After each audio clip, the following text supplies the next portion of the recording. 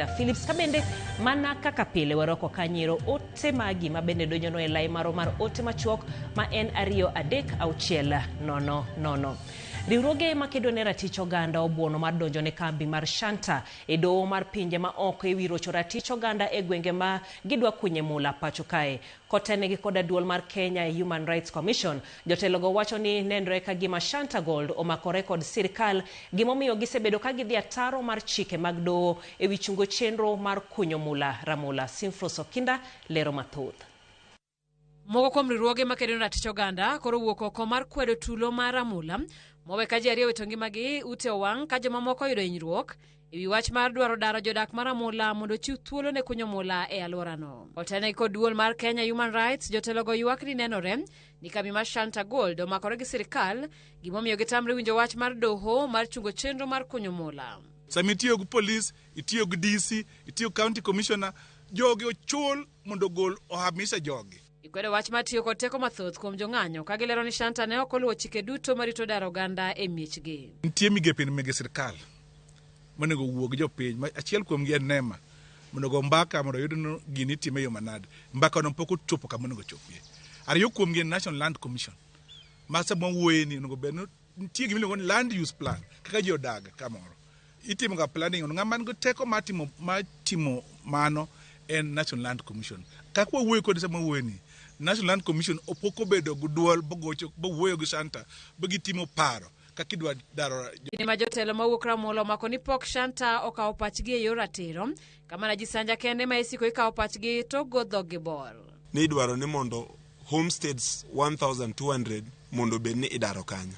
En gima ka nyaka timre to engagement nyaka bedie.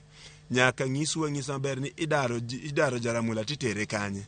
Constitution ma Kenya bewacho no ok dang dari kama idakga titeri kama ikia ni dwa dhi kure.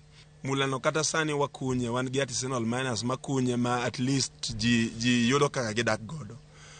Wach mani kae maduong' en ni idwa dar joramula tidwa dargi e yo ma pod winjruok ok obetie. Koro gimiluongo ni open cast mining ni nyiso ni information wan go ni idwaro ni mondo homesteads 1200 mondo bed ni idaro kanyo. En gima ka nyaka timre to engagement nyaka bedie. Nyaka ng'iswa maber ni idaro jaramula titere kanye. Constitution ma Kenya bewacho no ok dang dari kama idakga titeri kama ikia ni dwa dhi kure. Ng'amnyo yiko jaode nyoro kanyo nyorucha. Odhi kanye gi liel manyinum. Because these are the questions that Mula people are asking. To jotendgi obedi tok tiang, okudwa bedo kod gi mbakani mondo yud solution, mondo gi yud peaceful. Nitie kumitime development. But mining ok onego ng'ad tien ng'ato.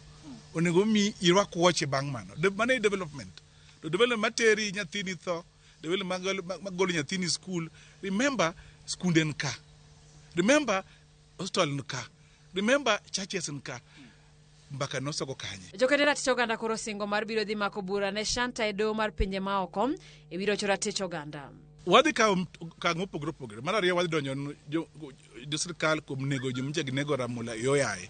To wabro hold police mencha go bunde polisi mane ni in charge of ramula. Wabro boycott, wabro tamre. Bura majodak magem nomako ne Shanta igeno winji kiny e doho ma Siaya. Simfroso Kinda, Ramogi TV.